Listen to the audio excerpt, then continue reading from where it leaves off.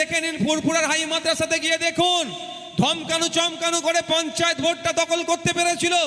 যখন কোর্টের মাধ্যমে টাইট করিয়ে প্রশাসনকে দিয়ে যখন ভোট করানো হয়েছে, 6-0 গোল দিয়ে পরাজিত করে তাদেরকে স্টেডিয়ামের বাইরে বার করে দেওয়া হয়েছে। সময় এসেছে, এই রকম বাংলার মানুষ জাগ্রত হচ্ছে।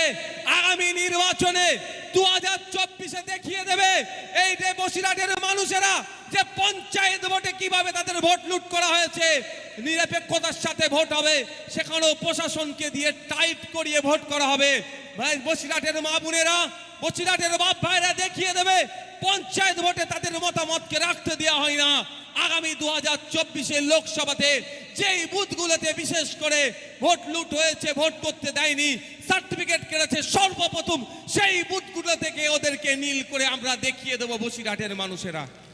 হবে তো নাকি? যেটা জিতেছি তো অবশ্যই জিতবো।